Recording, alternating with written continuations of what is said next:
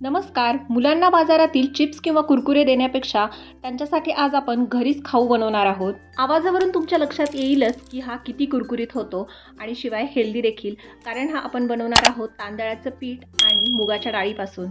तुम्हाला हव्या तितक्या दिवस तुम्ही हे स्टोअर करू शकतात आणि प्रवासात देखील नेऊ शकतात. चला तर मग पटकन रेसिपीला सुरुवात करूया.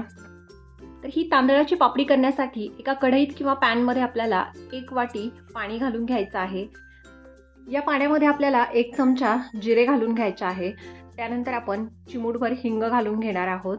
एक छोटी वाटी किंवा तुमच्या आवडीनुसार भाजलेले शेंगदाण्यांची सालं काढून ते थोडेसे आपल्याला क्रश करून घ्यायचे आहे. ते देखील आपल्याला या पाण्यामध्ये घालून घ्यायचे आहेत. 3 ते 4 चमचे मूग डाळ मी अर्धा तास भिजवून घेतलेली आहे. ती देखील यामध्ये आपल्याला घालून घ्यायची आहे. 2 ते 3 हिरव्या मिरच्या आणि एक छोटा आल्याच्या तुकड्याची पेस्ट करून घेतली आहे. ती यामध्ये घालून घ्यायची. आता तुम्हाला तिखट किती हवं त्यानुसार तुम्ही तिखटाचं प्रमाण घेऊ शकतात किंवा तुम्ही याऐवजी लाल तिखटाचा देखील वापर करू शकतात. चवीपुरतं मीठ घालायचं. त्यानंतर 1 चमचा यामध्ये साजूक तूप घालून घ्यायचं आहे. तुपामुळे या पापड्यांची टेस्ट जी आहे तर ती अगदी मस्त लागते. आता हे सगळं व्यवस्थित मिक्स करून घ्यायचं आणि त्याला छान उकळी येऊ द्यायची. उकळी आली की मग यामध्ये आपल्याला 1 चमचा पांढरे तीळ घालून घ्यायचे आहे. पाणी छान उकळलेलं आहे. आता यामध्ये आपण ज्या वाटीने पाणी मोजून घेतलं तर त्याच वाटीने 1 वाटी तांदळाचं पीठ घालून घेणार आहोत.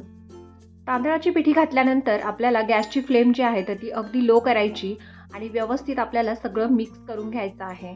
तांदळाचं पीठ जे आहे तर ते तुम्ही घरी देखील बनवू शकता. त्यासाठी तांदूळ स्वच्छ धुवून घ्यायचा आणि सावलीतच वाळवायचा. त्यानंतर तो आपल्याला व्यवस्थित बारीक दळून आणायचा आहे किंवा तुम्ही रेडीमेड तांदळाच्या पिठाचा देखील यासाठी वापर करू शकतात. गॅस बंद करायचा आणि आता हे मिश्रण 5 मिनिटांकरता आपल्याला झाकून ठेवायचं आहे. 5 मिनिटांनंतर आपण हे मिश्रण जे आहे तर ते एका मोठ्या परातीमध्ये काढून घेणार आहोत. मिश्रण कोमट असतानाच आपल्याला ते मळून घ्यायचं आहे, म्हणजे ते छान व्यवस्थित मळलं जातं. ही तांदळाची पापडी जर तुम्हाला जास्त चटपटीत हवी असेल तर तुम्ही लाल तिखट आणि हिरवी मिरची दोघांचा देखील वापर करू शकतात. मुलांसाठी हा खाऊ बनवणार असाल तर मात्र यामध्ये तिखट जे आहे तर ते थोडंसं कमीच घालायचं. गरज वाटली तरच आपल्याला यामध्ये थोडंसं पाणी घालून व्यवस्थित आपल्याला हे पीठ जे आहे तर ते मळून घ्यायचं आहे. हे पीठ जे आहे तर ते आपल्याला फार सॉफ्ट करायचं नाही, थोडंसं घट्टसरच ठेवायचं आहे. त्यामुळे आपल्या पापड्या ज्या आहेत तर त्या कुरकुरीत होणार आहेत. आता यावरती थोडंसं तेल घालून घ्यायचं आणि पुन्हा व्यवस्थित आपल्याला हे पीठ जे आहे तर ते मळून घ्यायचं आहे. पिठाला थोडंसं तेल लावून घेतल्यामुळे पीठ जे आहे तर ते हातालाही चिकटत नाही. आता आपलं पापड्यांचं पीठ जे आहे तर ते तयार झालेलं आहे. आता या पिठाच्या आपल्याला छोट्या छोट्या लाट्या करून घ्यायच्या आहे. तर तुम्हाला पापडीचा आकार किती लहान किंवा मोठा हवा तर त्यानुसार आपण या छोट्या छोट्या लाट्या तयार करून घेणार आहोत. या पापड्या ज्या आहेत तर त्या तुम्ही न लाटता देखील करू शकतात. त्यासाठी आपल्याला एक प्लास्टिक पेपर घ्यायचा आहे. त्यावरती थोडंसं अगदी किंचित तेल लावून घ्यायचं. त्यावर आपल्याला लाटी ठेवून घ्यायची आणि लाटीच्या वरतून पुन्हा आपल्याला एक प्लास्टिक पेपर ठेवायचा आहे. आता एखादी वाटी किंवा डिश घ्यायची आणि त्याच्याने आपल्याला या लाटीला थोडंसं हाताने प्रेस करून पसरवायचं आहे, म्हणजे आपली पापडी जी आहे तर ती तयार होते. तुम्हाला हवं असेल तर तुम्ही ही पापडी अशी देखील ठेवू शकतात किंवा तुम्हाला एक सारखी हवी असेल वाटी किंवा ग्लासने तुम्ही ही पापडी कट करून घेऊ शकतात. कट केल्यानंतर कडेचा जो भाग आहे तर तो काढून टाकायचा आणि आपली गोल गरगरीत अशी तांदळाची पापडी तयार झालेली आहे. तुम्हाला जर पापडी या पद्धतीने बनवायची नसेल तर दुसरी एक पद्धत आहे.